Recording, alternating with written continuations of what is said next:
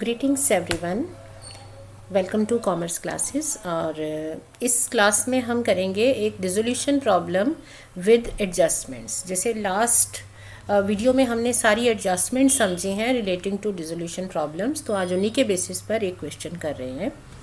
Let us go through the question. X, Y, Z are partners sharing profits and losses in this ratio 2:1. They decide to dissolve their firm. So इनकी firm dissolve हो रही है। इनकी balance sheet is given. We are given capital balances. Okay. Bank overdraft, wise loan, creditors and JLP reserve. And हमें पता है कि balance sheet को we split it into two parts.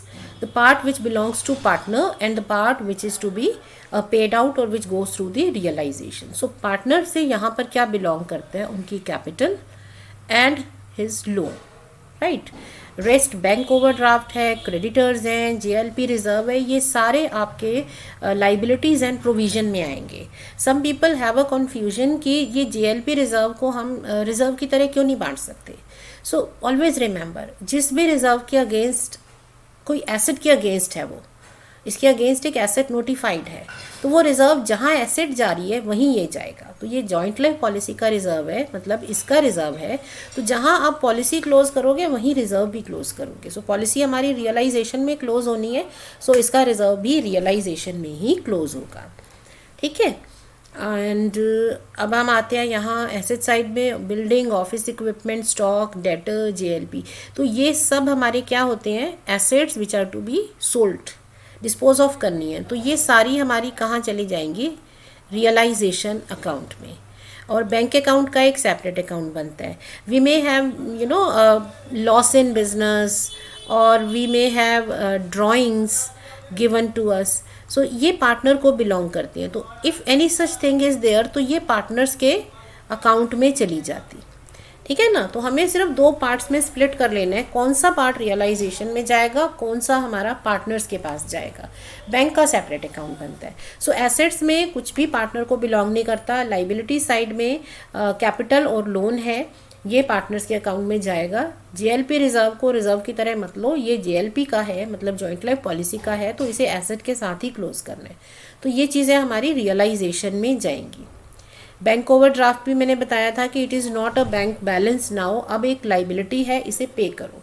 Now let us look at the additional information, because we need to know जो हमारी assets हैं, liabilities हैं, इनका सेल और पेमेंट का क्या प्रोसीजर है, right. So number 1 is joint life policy is surrendered for 9,000। सो ये जो हमारी पॉलिसी है, वी आर गिवन कि इसका हमारा जो अमाउंट रिकवर है वो 9,000 है। पॉलिसी सेल नहीं होती है, पॉलिसी सरेंडर होती हैं। ठीक है। सो पॉलिसी एज एन एसेट लिखेंगे, इसका सरेंडर वैल्यू हमें मिल जाएगा और रिजर्व भी हम अकॉर्डिंगली दूसरी साइड क्लोज करेंगे। Equipments are taken over by a creditor for 7,000 in full settlement. तो आपके जो ऑफिस इक्विपमेंट्स है वो 7,000 ने एक क्रेडिटर ले गया।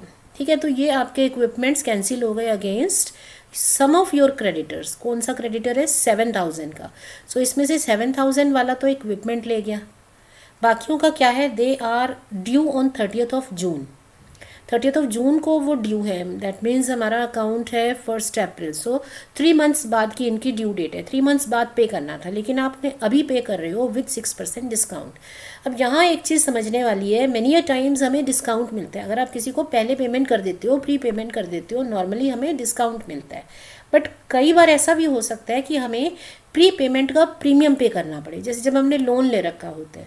सो जो सामने वाला पर्सन है उसने भी अपने प्लान बनाए होते हैं कि मुझे इस टाइम पर इतनी कैश मिलेगी, इस टाइम इतनी कैश मिलेगी। सो अगर आप अपनी टर्म्स में चेंज करते हो तो उसमें डिस्काउंट भी मिल सकता है और उसमें प्रीमियम भी पे करना पड़ सकता है। सो अगर डिस्काउंट मिल रहा है मतलब हमें कम पेमेंट करनी है, लेकिन अगर हमें प्री पेमेंट का प्रीमियम पे करना है, इसका मतलब हमें ज़्यादा पे करना पड़ेगा, क्योंकि हमने जो अपनी टर्म है उसको कैंसिल आउट किया है। ठीक है। सो ये प्रीमियम और डिस्काउंट का ध्यान रखना है। सो यहाँ हमें 6% पर एनम का मतलब हो गया कि 3 मंथ्स का डिस्काउंट लेने हैं इसमें कैलकुलेशन में। बिल्डिंग की सेल हो गई 120 पे, बिल्डिंग की सेल हो जाएगी 1,20,000 पे। स्टॉक की बता दिया, डेटर्स बता दिए। ठीक है। बिल्डिंग भी बता दिया, स्टॉक भी बता दिया, डेटर भी बता दिया। All liabilities are paid in full. तो बाकी लाइबिलिटीज़ में क्या है? बैंक ओवरड्राफ्ट है, ठीक है ना, वाई का लोन तो उसके अकाउंट में जाएगा। क्रेडिटर्स के बारे में बता चुके हैं, बाकी कोई और लाइबिलिटी नहीं है क्योंकि ये तो रिजर्व है ना, लाइबिलिटी नहीं है ये। सो इसका मतलब हम बैंक ओवर ड्राफ्ट को फुल पेमेंट कर देंगे। ओके, एंड एक्सपेंसेस पे कर दो 5,000 के। Then there is a bill of 10,000 under discount. तो जो हमने डिस्काउंट किए होते हैं बिल्स, यू नो दैट ये हमारी कंटिजेंट लाइबिलिटी बन सकते हैं कि अगर सामने वाला पर्सन जो एक्सेप्टर है अगर वो पे नहीं करेगा तो बैंक हमसे पैसा लेगा। सो यहाँ क्या हो रहा है, जो राहुल जिसने ये बिल अप्रूव किया था, एक्सेप्ट किया था, वो इंसॉल्वेंट हो गया है और ही कैन पे ओनली 6,000। तो अगर वो 10,000 के बिल पर 6,000 पे करेगा तो हमारी 4,000 की अनरिकॉर्डेड लाइबिलिटी हो गई जो हमें पे करनी है। ठीक है, तो ये एक एक्स्ट्रा लाइबिलिटी है, ये आप पे करोगे। इन्हें क्लोज नहीं करेंगे क्योंकि बुक्स में नहीं है, तो क्लोजिंग का पार्ट रह जाएगा बट पेमेंट करनी पड़ेगी। Then a typewriter was completely return off, तो ये भी आपकी अनरिकॉर्डेड एसेट हो गई। इसका क्या कर रहे हैं, इसकी वैल्यू है 1,500 की और ये जेड लेके जा रहे हैं। तो अनरिकॉर्डेड एसेट में हमें उसको क्लोज तो करना नहीं होता लेकिन उनकी सेल डिस्पोजल लिखना होता है। तो इसकी सेल प्राइस जो है वो क्योंकि जेड लेके जा रहा है तो वो जेड के अकाउंट में लिख देंगे। So close the books of the form. अब हमें बुक्स क्लोज करनी है। So this is covering our unrecorded liabilities, unrecorded assets. ठीक है, liabilities cancelled against assets, bank overdraft का पॉइंट आ गया, जेएलपी का पॉइंट आ गया। मान लो यहाँ पे गुडविल भी दे रखी होती तो गुडविल भी जैसे बिल्डिंग क्लोज कर रहे हैं, ऑफिस इक्विपमेंट क्लोज कर रहे हैं, उसको भी क्लोज करेंगे और उसकी जो सेल होगी वो हम रियलाइज करेंगे। ठीक है, नाउ सभी एसेट्स के बारे में हमें बता दिया इनकी क्या क्या सेल प्राइस आ रहा है ना। बट अगर किसी एसेट के बारे में ना बताया हो कि उसको कितने पे डिस्पोज ऑफ करना है, तो हमारा बेसिक रूल क्या है कि अगर वो टेंजिबल एसेट है तो वो बुक वैल्यू पे रियलाइज हो जाएगी, इनटेंजिबल है तो वो निल वैल्यू मानी जाएगी। सिमिलरली लाइबिलिटीज़ हमें सारी पे करनी होती हैं। अगर कुछ नहीं लिखा, हमारा क्वेश्चन साइलेंट है, तो हमें खुद से सारी लाइबिलिटीज़ पे करनी है। So let us solve this question now. ठीक है, so now this question is there with us. यही है जो हमने अभी पढ़ा था। तो यहाँ मैं अमाउंट्स लिख लेती हूँ। पॉलिसी की सरेंडर वैल्यू हो गई 9,000। ठीक है, इक्विपमेंट्स जो है इसको क्रेडिटर ले गया फॉर 7,000 के अगेंस्ट। तो क्रेडिटर्स में देख लो, एक 7,000 वाला इक्विपमेंट ले गया, बाकियों का 6% पर एनम का डिस्काउंट फॉर 3 मंथ्स मिलेगा। बिल्डिंग की सेल हो रही है 1,20,000 पे, स्टॉक आ गया 15,000 पर।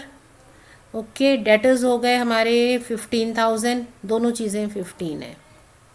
ठीक है, लाइबिलिटीज़ की पेमेंट हो जाएगी, एक्सपेंसेस की पेमेंट होगी 5,000 पर। अनरिकॉर्डेड लाइबिलिटी या बिल की पेमेंट करनी पड़ेगी 4,000 की। और एक अनरिकॉर्डेड एसेट है, टाइपराइटर है, जिसको जेड लेके जा रहा है 1,500 पे। ठीक है, और एक्सपेंसेस भी हैं 5,000। सो ये सब हमने लिख लिया, जितना हो सके यहाँ लिख लो ताकि बार बार ये डिटेल्स ना पढ़नी पड़े। सो अब बुक्स में हम बनाते हैं नंबर 1 रियलाइजेशन अकाउंट। सो इस अकाउंट को बनाने का क्या तरीका होता है आपका, you close all assets and you close all liabilities. So various assets account, building 47,000, office equipments 8,000, stock 56,000, debtors 18,000 and JLP 15,000। ठीक है, सारी एसेट्स हमने यहाँ पर क्लोज कर देनी है। जो एसेट्स जो बाय नेम इस साइड आ रही हैं लेकिन वो पार्टनर को बिलोंग करती हैं तो वो पार्टनर के अकाउंट में जाएंगी। सो यहाँ हमने क्या किया, 1 2 3 4 5 क्लोज कर दी।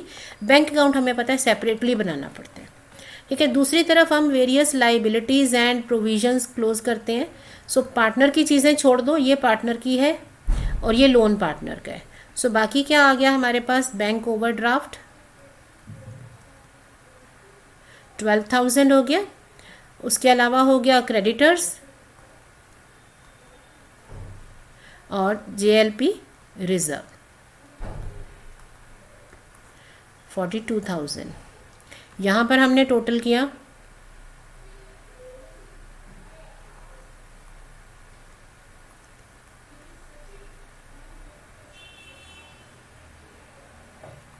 1,44,000। ठीक है ना। अब आप इनके डिस्पोजल्स लिखो। सो एसेट्स का डिस्पोजल क्रेडिट साइड में, लाइबिलिटीज़ की पेमेंट क्रेडिट से डेबिट, ऑपोजिट होता है हमेशा। सो यहाँ हम लिख लेते हैं बैंक अकाउंट कि हमें पैसा कहाँ कहाँ से मिलेगा। सो JLP में हमें मिल रहा है 9,000। अब जो आपके इक्विपमेंट्स क्रेडिटर ले गया तो ये तो ना एसेट में मिलेगा ना लाइबिलिटी में पेमेंट होगी, छोड़ दो, उसको छोड़ देते हैं। सिर्फ डिफरेंस लिखना होता है अगर कुछ मिले तो, या कुछ पे करना हो। स्टॉक पे मिल गया 15, डेटर्स भी चले गए 15 पे। अच्छा, बिल्डिंग चली गई आपकी 1,20,000 पे, है ना, यही दिया हुआ है ना। बिल्डिंग 120, स्टॉक 15, डेटर 15 और JLP का था 9,000। और तो कोई एसेट है नहीं यहाँ पर, और जो अनरिकॉर्डेड एसेट है वो एक पार्टनर लेके जा रहा है। सो 1,59,000।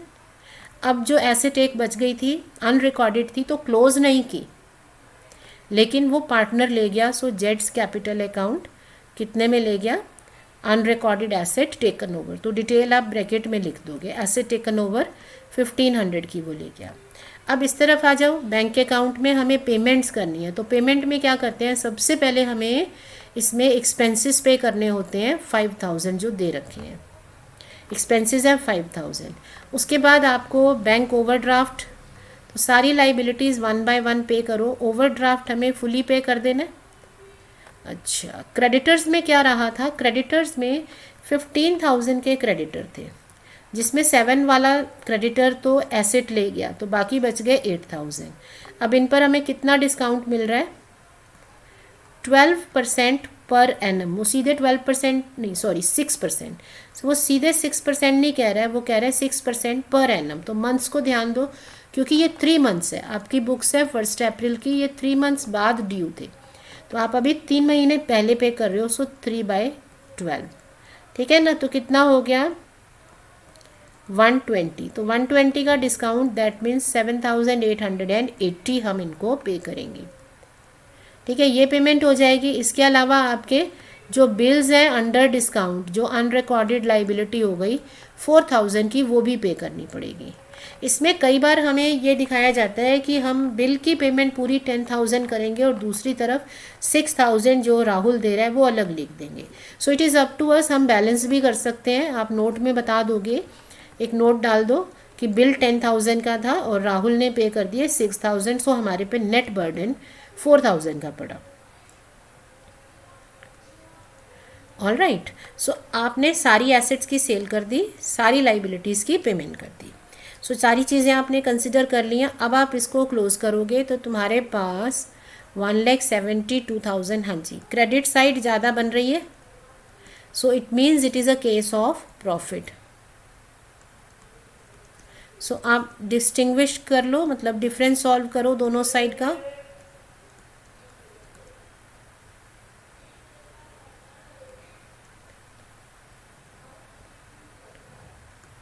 सो 29,620। सो ये हम प्रॉफिट लिख देंगे, profit transferred to capital accounts. So X, Y and Z किस तरह से बटेगा, रेशो है 2:2:1। सो 2/5, 2/5, 1/5।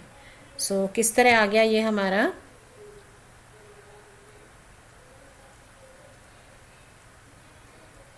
ऑल राइट, ये रेशो में बट गए। सो ये हमारा हो गया रियलाइजेशन कंप्लीट। अब आप पार्टनर्स कैपिटल अकाउंट बना लो। सो हमें ये पता है कि कैपिटल अकाउंट बनाते हुए हमारे पास 2 स्टेटमेंट्स पहले से हैं। कौन कौन सी, we have a balance sheet given to us and we have a realisation account with us. So यहाँ से हमें पोस्टिंग करनी है। पहले बैलेंस शीट से जो पार्टनर्स को बिलोंग करते हैं अमाउंट्स सारे डाल दो। सीक्वेंस में चलोगे, कभी कोई चीज़ नहीं भूलोगे, कभी मिस्टेक नहीं होगी। तो पहले बैलेंस शीट से अकाउंट्स क्लोज करो। कुछ बच्चे क्या है, they try to mug up the things कि मुझे कैपिटल डालनी है, रिजर्व डालने हैं, लॉसेस डालने हैं, ये करना है, वो करना है। वो मत सोचो, आप स्टेप वाइज चलो। 2 ही स्टेप्स हैं। पहला स्टेप है आप बैलेंस शीट से इनके जो क्लेम्स हैं वो इनको दे दो। सो कैपिटल इनकी थी, वाई का लोन भी था, तो वाई का लोन आप उसके कैपिटल अकाउंट में डाल दो। उसका लोन है 18,000 का, ठीक है, उसको उसका लोन भी दे दिया। दूसरी तरफ देखते हैं तो दूसरी तरफ हमारे पास कुछ भी नहीं है जो पार्टनर को बिलोंग करता है। कोई लॉस होता, कोई एक्यूमुलेटेड एक्सपेंसेस होते तो वो यहाँ लिख देते। ठीक है, बैलेंस शीट से क्लोजर हो गया। अब आ जाओ रियलाइजेशन में। तो रियलाइजेशन में पार्टनर्स के अमाउंट्स कौन से हैं, यहाँ चेक करो। कुछ है उनका सिर्फ प्रॉफिट है। सो रियलाइजेशन अकाउंट प्रॉफिट, मैं एब्रीविएशंस यूज़ कर रही हूँ। ठीक है, ऑल्दो हम ये अवॉइड करते हैं, मैं इसलिए कर रही हूँ कि हमारा थोड़ा टाइम सेव हो जाएगा। अच्छा, दूसरी तरफ ये जेड कैप एक एसेट लेके गया हुआ है। So realisation account, typewriter taken over 1500। तो ये दोनों जगह से हमने क्रॉस एंट्री कर लिया। अब हमारा एक ही काम बचता है, हमें फाइनल सेटलमेंट देखनी है। तो अगर पार्टनर्स के क्लेम ज़्यादा हैं तो आप उनको पे कर दोगे, और अगर पार्टनर के लॉसेस या ड्राइंग्स ज़्यादा हैं तो वो बिजनेस में पैसा लेके आएगा। सो एक्स का यहाँ पर कैपिटल अकाउंट में क्रेडिट में टोटल है, उसके पास कोई लॉस कोई ड्राइंग्स नहीं है, तो ये सारा उसको पे करना पड़ेगा। वाई में क्या हो गया 69,848, तो उसका भी हमें पे करना पड़ेगा। जेड में क्या है 35,924, ओके 35,924। सो जेड भी क्रेडिट क्लेम ज़्यादा है, उसको भी पे कर दो। तो ये हो गई इनकी पेमेंट्स। अब आ जाते हैं फाइनल हमारा बैंक अकाउंट। अब बैंक अकाउंट बनाने के लिए बिल्कुल क्वेश्चन में कुछ एक्स्ट्रा रीड नहीं करना है। When you prepare this account you have 3 things with you, balance sheet, realisation और पार्टनर्स कैपिटल अकाउंट। सो सबकी पोस्टिंग हो चुकी है, बस ये क्रॉस ट्रांसफ़र करने हैं। लेजर पोस्टिंग जिसे बोलते हैं ना, पहले आप बैलेंस शीट से ले लो। तो हमारे पास बैंक बैलेंस है 26,000, तो इसे बैलेंस ब्रॉट डाउन भी कह सकते हैं, है ना। Some people might be wondering कि हमारे पास बैंक का बैलेंस भी है और बैंक का ओवरड्राफ्ट भी है, ये कैसे हो गया। ऐसा इसलिए होता है कि ज़रूरी नहीं है कि आपने अपने बिजनेस में एक ही बैंक अकाउंट रखा हो सकता है आपके पास 2 डिफरेंट बैंक्स में अकाउंट है, एक में पैसा है एक में ओवरड्राफ्ट है। ठीक है, तो ये पॉसिबिलिटी है। अब बैलेंस आ गया, अब रियलाइजेशन से पोस्टिंग करो। तो यहाँ पर आपके पास बैंक में कहाँ कहाँ अमाउंट्स है, देखो आपके पास ये बैंक का अमाउंट है, दिस इज़ योर बैंक का amount and here you have these amounts. तो सिर्फ बैंक के अमाउंट को पिक करो और उसकी पोस्टिंग करो। सो रियलाइजेशन से पोस्टिंग करते हैं। Realisation account, amount from sale of assets 1,59,000। दूसरी तरफ आया realisation account, liabilities and expenses paid. ठीक है, एक्सप्लेनेशन जितनी चाहे आप दे सकते हो, it is up to you. उसके बाद पार्टनर्स कैपिटल अकाउंट में सभी को पेमेंट करनी है, X Y and Z. So 51,848, 69,848, 34,400, 24, ये यहाँ मैंने मिस्टेक की है। ठीक है, 924। ठीक है, टोटल करो।